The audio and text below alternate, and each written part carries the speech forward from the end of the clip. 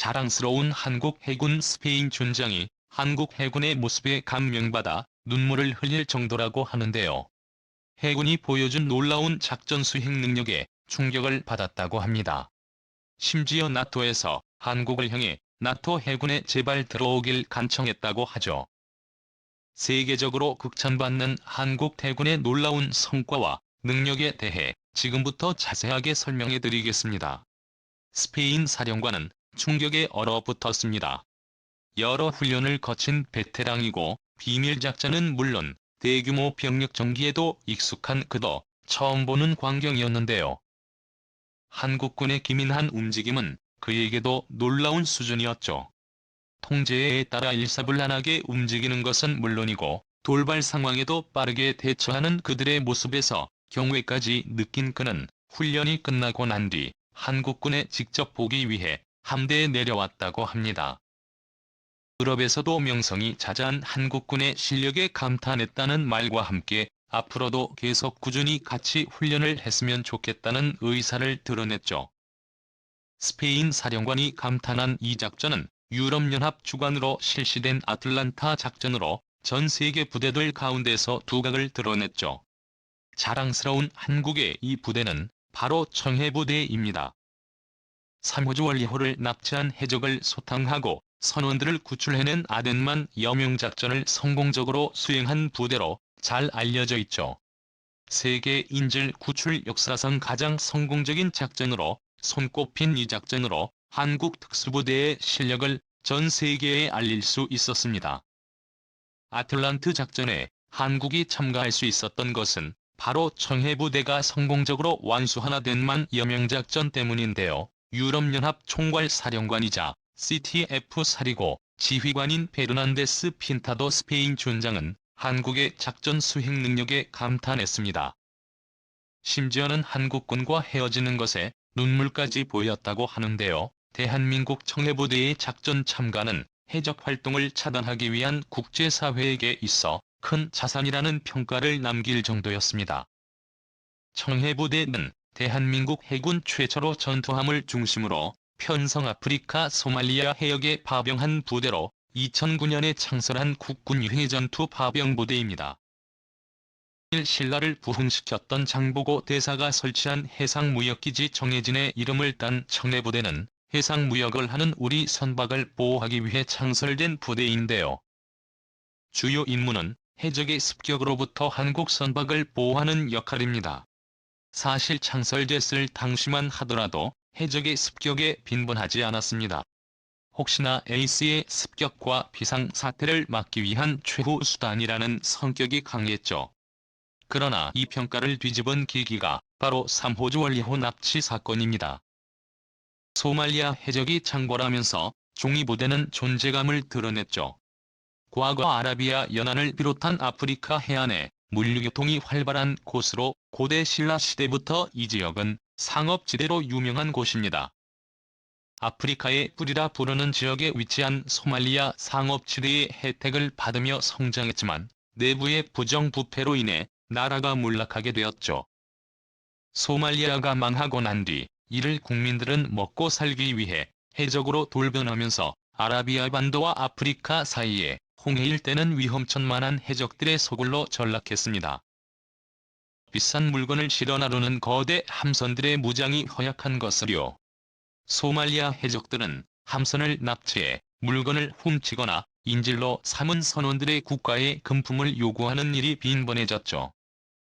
이들을 피하기 위해서는 아프리카 대륙을 빙 둘러서 가야 하는데 이는 시간도 많이 걸리고 물품 배달에 있어서 선주들은 손해를 감수해야 했기에 이들 해적의 존재는 굉장히 귀찮은 존재였습니다. 한국 상선도 해적의 존재를 껄끄럽게 여긴 건 마찬가지였습니다. 하지만 유럽 선박과 달리 한국 선박을 직접적으로 납치한 적은 없어 마음 놓고 있었던 것이 사실인데요. 태도를 눈치채기라도 한 듯 3호주 원리호가 소말리아 해적들의 타깃이 되어 납치된 곳이죠. 이례적인 일이었기에 국내에서도 대대적으로 납치 사건이 조명 납치된 이들을 구해야 한다는 여론이 치솟았죠. 당시 이명박 대통령은 몸값을 요구하는 해적들의 태도에 분노 납치된 선원의 안전과 향후 한국을 향한 해적의 도발을 원천 봉쇄하기 위해 대한민국 청해부대 출전을 명령하게 됩니다. 아덴만 여명 작전은 이렇게 시작되었죠. 그 결과는 보다시피 대성공이었습니다. 방심한 틈을 타 충무공 이순신급 구축함인 최영함은 해적에게 함포 사격을 가하며 혼란을 유도했고, 이 틈을 타 링스 헬기가 추격 해적을 향해 사격을 가했죠. 혼에 빠진 이들 해적들이 함대를 상대하는 동안 대한민국의 자랑스러운 유디트실 부대가 3호주 원리호현으로 잠입 조용히 선원들의 안전을 확보하고 자리를 지키고 있던 해적들을 사살, 단 5시간에 걸쳐 이들을 해적들을 모조리 제압하고 선원들을 안전하게 구출해냈습니다. 해적 특성상 수틀리면 인질들을 다 없앨 수 있고 구출하는 위급 상황에서 작전 수행 요원들이 목숨을 잃을 수도 있었지만, 놀랍게도 인질도 다치지 않았고 수행 요원들도 모두 안전한 기적과도 같은 작전이 되었죠. 세계 인질 구출 역사에 이름을 새길 정도로 흠잡을 곳 없는 작전이었습니다. 쉽게 퍼지면서 한국 해군의 무서움이 소말리아는 물론이고 전 세계에 널리 퍼졌는데요. 한국 선원들을 보면 무조건 사살하겠다는 호언이 돌았지만, 실제로로 아덴만 작전 이후 한국 선박을 공격하는 해적들은 없었다고 합니다. 몬바사 항에서 선박 대리점을 하던 한국 교민은 아프리카 내에서 한국 대군에 대한 평가가 달라졌다는 것 못한 프랑스와 이탈리아를 두려워하던 소말리아 해적들이 한국을 이 명단에 포함시켰다는 분위기를 전했죠. 청해부대 선박 호위 문의가 쏟아졌다고 합니다.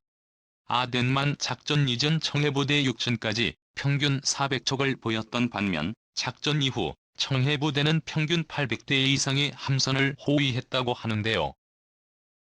한국 함선들의 호위 대상이지만 외국 함선들도 한국 함대의 위명을 듣고 자신들을 포위해달라는 요청도 있었다고 하죠.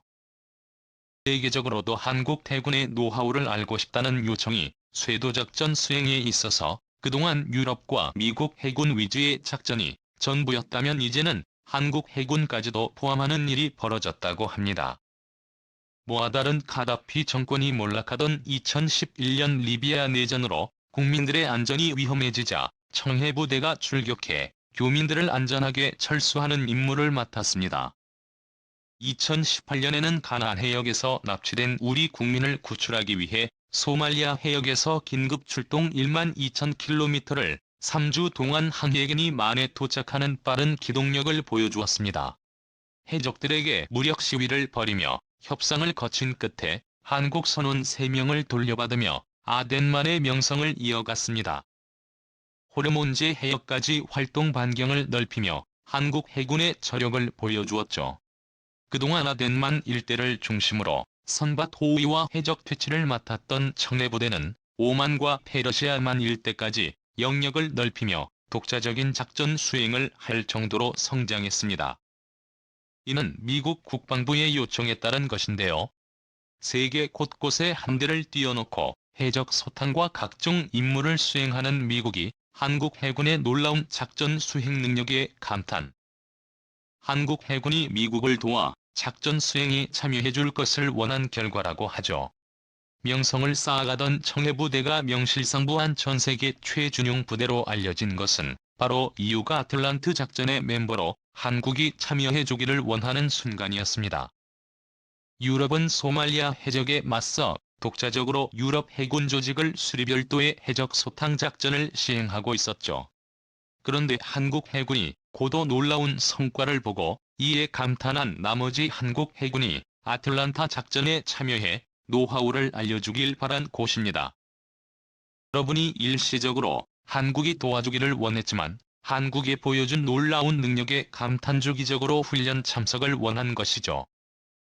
최근까지도 한국은 아틀란타 작전에 지속적으로 참여했습니다.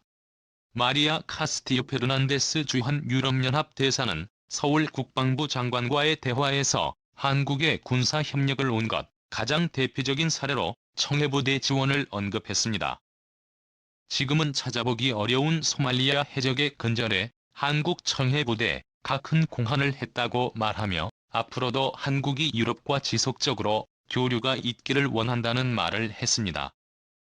심지어 최근 한국 청해부대의 화력을 눈여겨본 유럽연합의 추천으로 한국이 북대서양 조약기구군으로 편입될 수도 있다고 하는데요. 나토 연합 해군 사령부 산하 조직으로 참가하길 원한다고 하죠. 한국은 이미 2006년 나토의 글로벌 파트너국으로 참여해 지속적으로 나토와 협력체제를 구축해왔습니다. 한반도의 평화체제를 위한 공조부터 유럽에서 일어나고 있는 일까지 협력을 아끼지 않겠다는 의사를 교류하며 오랜 우호 관계를 구축했죠. 이제까지는 유럽에서 나토군으로 한국이 들어오길 바란 적은 없으나 최근 우크라이나 분쟁이 국제 문제가 핵으로 떠오르면서 군사 충원을 위한 목적으로 한국에게 엄청난 제안을 한 것이죠. 한국은 중국과 러시아와의 관계가 있기 때문에 나토의 제안에 어떠한 반응도 보이지 않고 침묵을 지키고 있는데요. 심지어 최근 나토 사령관이 한국의 긴급 방안에 아시아 태평양 원본은 한국이 맡아야 한다는 발언을 하면서 든든한 군사력을 갖춘 대한민국을 끌어들이고자 노력했다고 하죠.